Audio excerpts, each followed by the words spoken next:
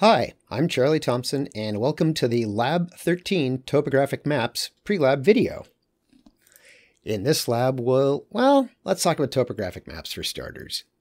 So, some of the big questions that we ask with topographic maps are, where is it? Often this will be a latitude, longitude. How far away is it? This will often be a distance. U.S. Geologic Survey maps are, unfortunately, everything is feet. We're back to the horrible English system in which we're going to use feet and miles. So how far away is it? Sometimes that'll be feet, sometimes it'll be miles. The question will always let you know. Which direction is it? This will be from 0 to 360. North is 0 and 360. South is 180. I'll talk about how to find direction and use the compass rose to find directions. Azimuth just means which direction. Bearing just means which direction. Azimuth, bearing, direction, they're synonyms. How high is it? This will be elevation in feet. How steep is that slope? There's two ways. What kind of landform? So that's the more sophisticated part. Like all of these, where is it? How far away is it? What's its latitude and longitude? Which direction? How high is it? How steep is that slope, either as a percent or in feet per mile? All of those are objective, right? Those are numbers, and we can say this is true or not true, that the distance from here to there is this many feet. Landforms, you got to look at the contour lines and recognize which landforms go with which shapes of contour lines. That's probably the most sophisticated and maybe the most important thing that we'll do with topographic maps. We will also use Google Earth, which will show us reality or images draped over a 3D surface. So I view Google Maps with topo maps draped over them as like the best possible way of understanding what the landscape looks like, which is the whole point of topographic maps, is what does the landscape look like? So the skills that we'll go over today, how to find the location of a place using latitude, longitude, find the distance and azimuth between two places, find elevations of locations, find relief, which is the difference in elevation between two places. It's the vertical distance between two places, and find the slope of a slope as a percent and as feet per mile. So first off, latitude, longitude. If you're using Google Earth, it's incredibly easy. You place the cursor over the location, and then you can read the latitude, longitude, and elevation off the bottom right of the screen, and you're done. Okay, moving along. Find distance. Well, if you're using a ruler, you measure the distance in inches on the map. And if we were in class, we'd have actual plastic rulers. So a sample distance would be 1 and 9/16 inches.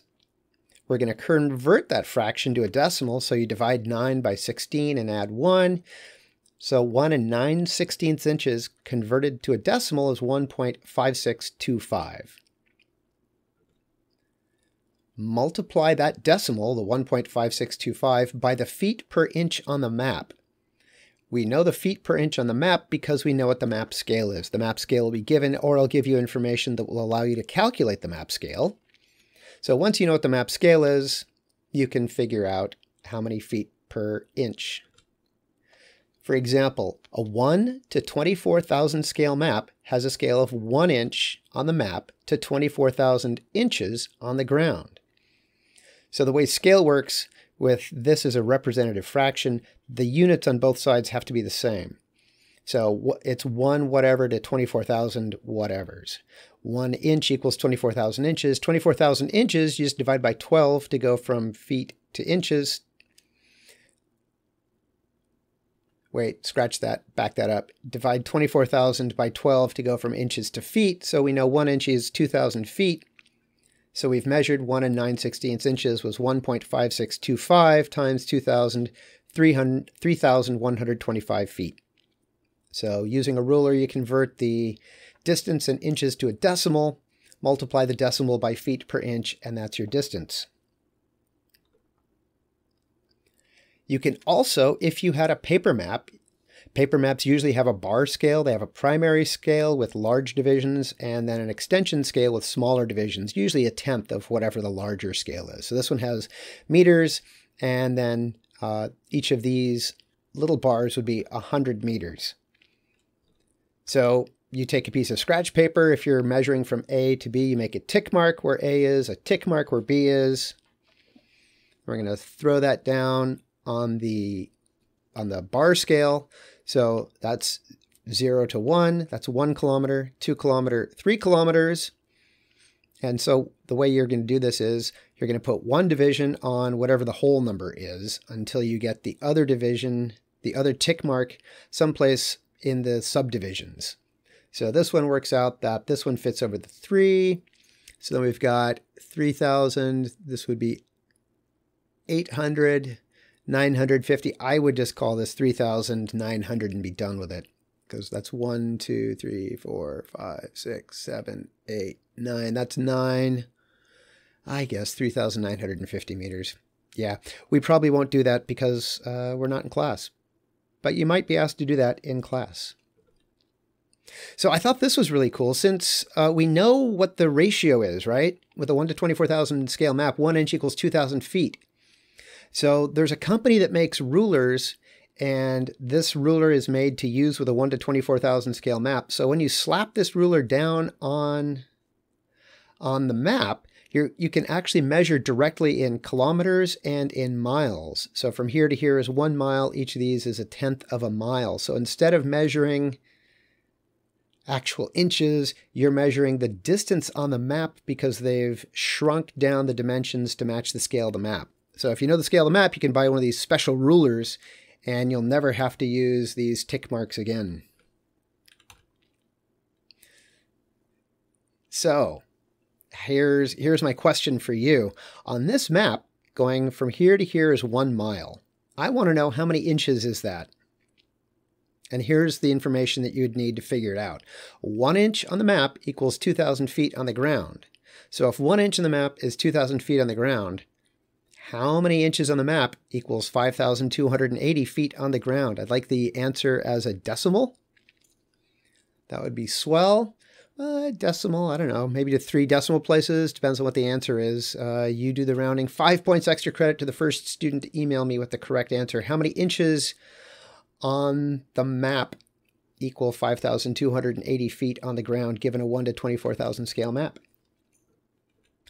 So to find distance using Google Earth, measure the distance in feet using the measure tool, write down the distance in feet, you're done. Write down the distance in feet, you're done. Find direction. Find direction using Google Earth, pan and zoom so the measurement line you just made is in the center of the compass rose, write down the azimuth. That's pretty much it. I wanted to show you how to find a distance and how to find a direction using the web version of Google Earth. So I've put a screen overlay on at the cinder cone. We'll just keep coming back to the cinder cone. I love its hachured marks. So the first thing we're going to do is find distance. So I'm going to pick up the distance tool, and I would recommend zooming in. Like, that's the place mark, right? Well, that's pretty much the center. I would zoom in always so that you can see the center of the place mark and then put it at the center of the place mark. So we've got that. 3,371.98. I'm just going to click done, and we'll call that, in fact, if I scooch it just a little bit. Now, I'd call that 3,300. Yeah, I'm going to have to zoom in and scooch it more. Wow, yeah, 3,370, good enough. Okay, so now we've got the distance. And direction is something that I'm going to ask you to calculate from time to time. And I still don't remember which button to click on. So the compass tool is a KMZ that you can download.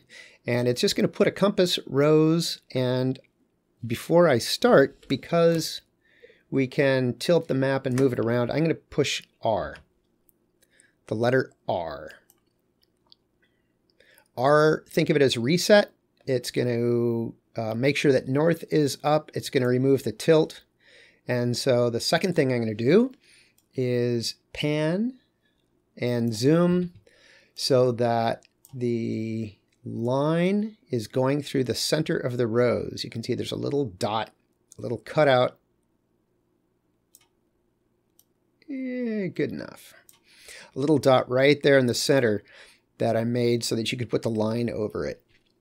So if you were traveling from A to B, it looks like you'd be traveling about 137 degrees.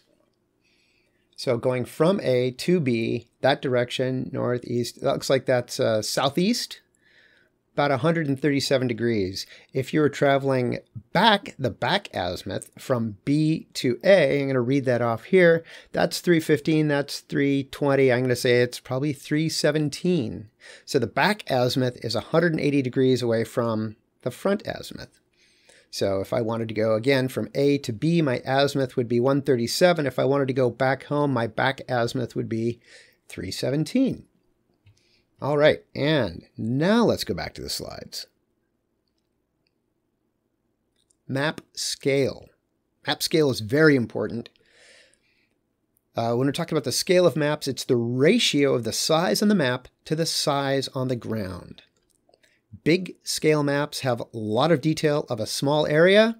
Like a 1-to-1 scale map would be the biggest scale map. Well, that would be, the map would be the same size as Earth, right? I mean, I suppose you could do it even bigger than that, but a 1-to-1 scale map would be the biggest scale. That would be a map that would be the size of the planet. Small scale maps have small detail of a large area. So like a classroom map of the world. Those are about 1 to 20 million. If it's about 6 feet wide and it's showing the entire world, the scale on that map is about 1 to 20 million. That's great if you want to see the whole world. But if you just wanted to see, for example, American River College, you'd probably want like a 1 to 5,000 scale map. So the smaller the number, the denominator, the smaller the denominator is, the larger the scale of the map. And the way I've started thinking about it this semester is the larger the scale of the map, the larger the map would be of the Earth, right? So a 1-to-1 scale map of the Earth would be as big as the Earth. A 1 to 20 million scale map would be 1/20 of the size of Earth. It'd be about 6 feet wide. There are 3 ways that we will use to show map scale. There's a representative fraction, which you've seen, 1 to 24,000. There's a graphic scale, which you might have seen, and there's a written scale.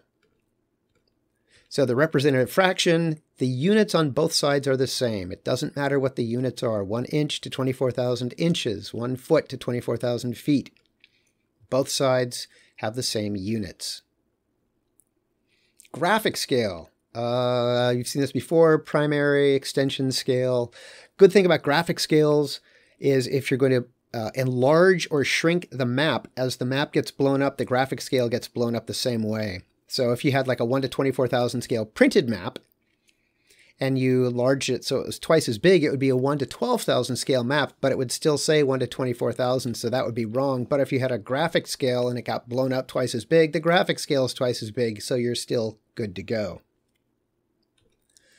A written scale has different but common units on both sides. So 1 inch equals 1 mile. That's an example of a written scale. 1 centimeter equals 1 kilometer. That's an example of a written scale. I mean, all the scales are written down, right? But written scale has different but common units on both sides. So there we've got a written scale, 1 inch equals 4 miles. We've got a representative fraction, 1 to 250,000. And then we've got some bar scales.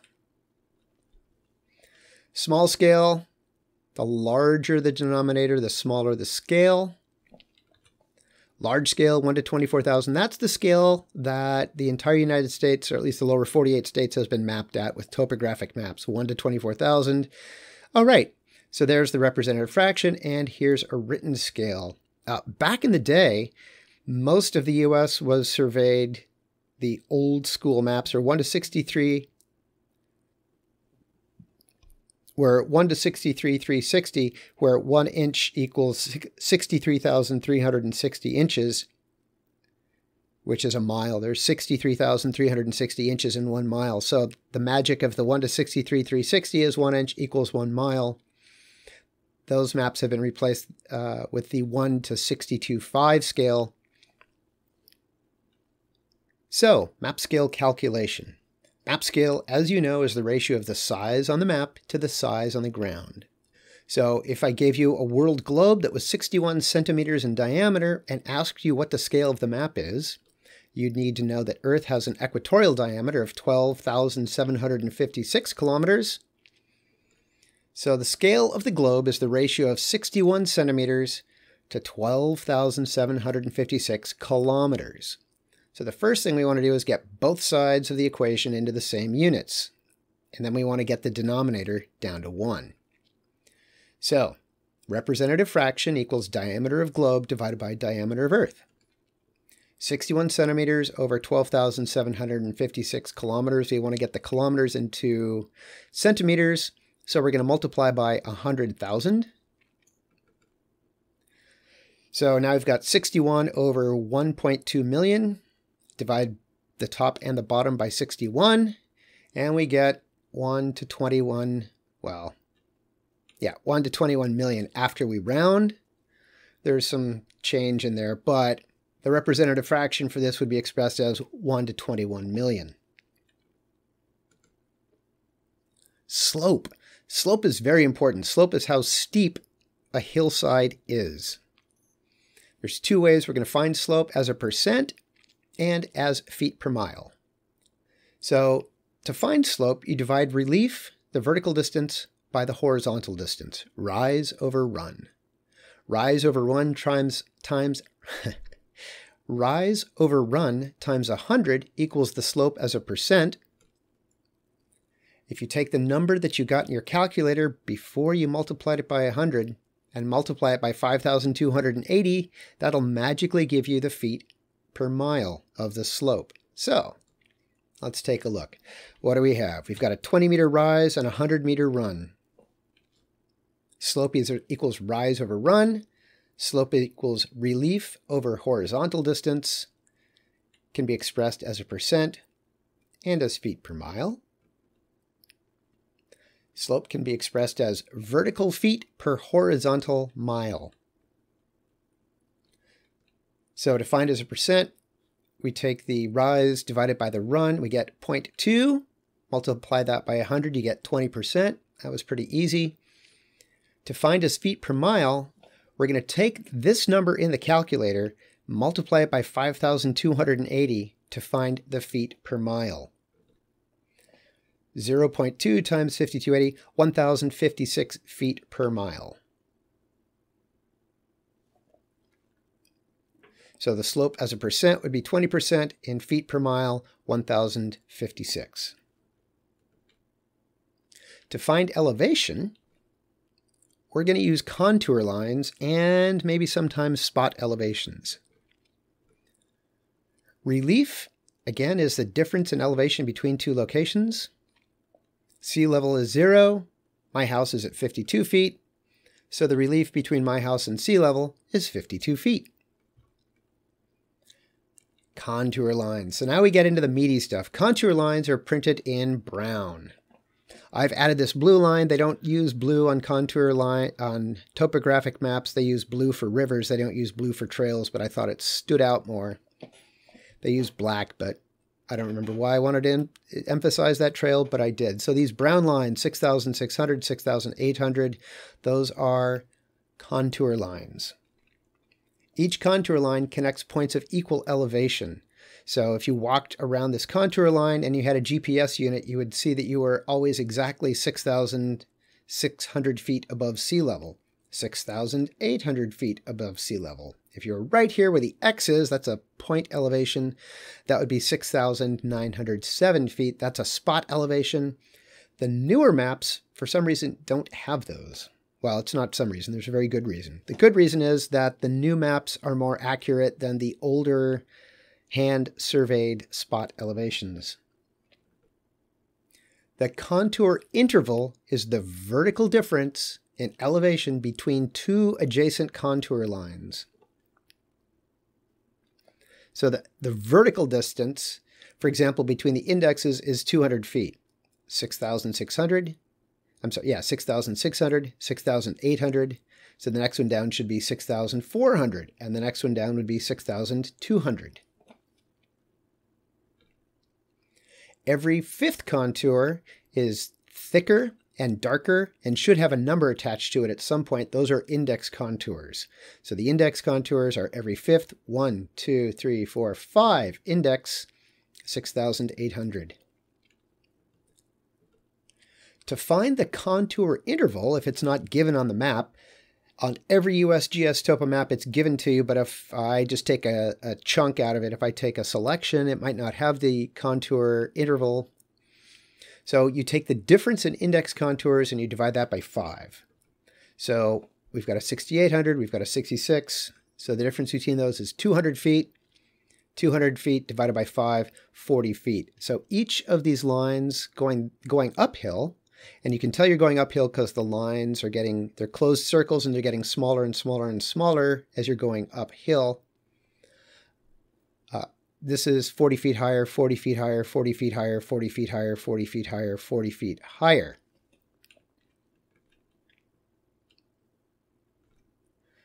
So contour lines, where they're close together, it's steep. Where they're far apart, it's flat. Like down here in the valley, there's like 1 contour line, 2, and here they're really close together. Here they're very close together. So that's a vertical face. That's a cliff. That's a cliff. In fact, right there, panoramic cliff. That's a clue. Contour lines only touch where there's a cliff. So even though Half Dome is vertical, the contour lines aren't touching there. Parts of Glacier Point, vertical or almost vertical, but still not touching. Contour lines never touch and never cross, or rather, they only touch if there's a cliff. Contour lines never cross. Contour lines going upstream, so we're going up, up, up. The contour lines make a V or an A pointing upstream. Alligators always swim upstream. Alligators always swim upstream. Oh yeah, this is Lake Shasta. And I thought, it's a great example of that is lakes as they're draining. So as the lake's draining, these are like contour lines. It's where the lake elevation was for a while and the wave action made these marks. I really am bummed that there's not more detail right here, because here the lines should be close together and here the lines should be far apart. Here the lines should be far apart because it's flat. Here they should be far apart, but we can't really tell. But you can see that the contour lines make a V pointing upstream. Contour lines crossing stream valleys form a V pointing upstream.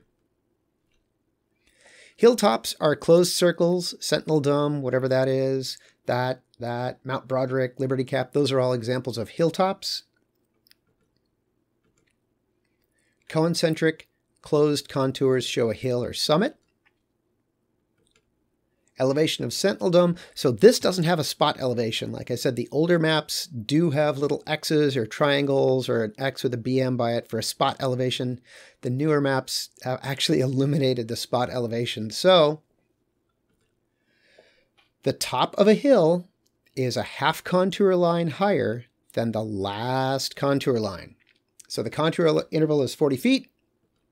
The last index was 8,000. This is 7,800. This is 8,000 feet.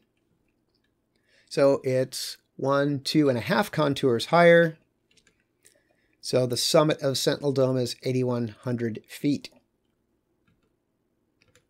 The unnamed hill south of Sentinel Dome, contour interval is 40 feet. The last index was 78. Again, it's 2.5 contours higher. 1 contour, 2, 2.5 is 100 feet. So the elevation is 7,900 feet of the top of that hill. Oh, what if it's a depression? What if it's a caldera? What if it's the cinder cone where it actually dips back down? If these were just regular closed circles, we would assume that that would be the summit and you'd be going up and up and up. But actually these tick marks are called hachured marks, Gesundheit, hachured marks, and they point down slope. Not only do they point down slope, but they have the same elevation as the last contour line. So if this was 68, this is 68.40, and now we're back to 68. So they almost are never marked, but because it's an index, we know that it's 68. If it wasn't an index contour, we would know that it would be 68.40, right? Because this is 6,800 feet, this is 68.40. This is an index, so it went from 68 going up, going back down to 68 6800 also. And then that's going to be 40 feet lower, 40 feet lower, 40 feet lower, and then half a contour interval lower. So the first hachured line is the same elevation as the last contour line that you crossed. Like I said, this is an index, that's an index, so we know it's 68. And we know the bottom of the caldera is going to be 3.5 contour intervals below 6,800 feet. That's 68. We go 1, 2, 3.5. So 3.5 times 40 is 140. So we know that the elevation at the bottom of the caldera of the cinder cone has to be 6,660 feet. Landforms. Yeah, so I stole all of these from the Army Field Manual on Land Navigation. Because the Army is really good at explaining things. So a ridge line is the connection. It's a ridge. It's what connects mountain peaks. So peak, ridge, peak. Hill is shown by closed concentric contours. The smallest circle is the hilltop, and that's going to be, again, half a contour interval higher. A saddle is a dip. So that's a mountain peak. That's a mountain peak. In between is going to be a saddle. A valley is going to be shown, so we actually know, I was going to say we know which way is up, right? Or we should, because we should be pointing uphill, so that's making an A going uphill, that's making an A going uphill, that's making an A going uphill. That's a very confusing example. A ridge, instead of circles, it's going to be an oval. Because it's not circular, it's more of an oval-shaped. Contour lines forming a ridge tend to be U-shaped for a ridge line. A depression with hachured marks, again, pointing down. The little tick marks are pointing down. So whatever this contour line is, that would be the same elevation. Contour line, so that would be going up. This would be going down. A draw is like a small valley. So this is going, let's see, going up, going up, going up, going up would be going up a small valley. And again, making a V, the A points, the top of the A points upstream. Alligators always swimming upstream for a draw.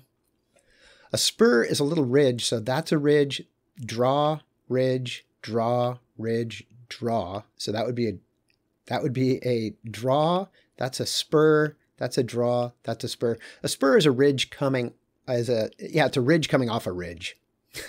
A spur is a short ridge coming off of a larger ridge or higher ground. Spur. Cliff. It's vertical. The lines are touching if it's vertical. Oh, this is pretty good. I like this. It's a larger, so we've got hills. We've got hills. I would say that this is, yeah, we're looking at a ridge from here through here. 3, they're saying that's a ridge. That looks more like a spur to me. 6 is a draw. 6 is a draw. 7 is a spur. 5 is a depression.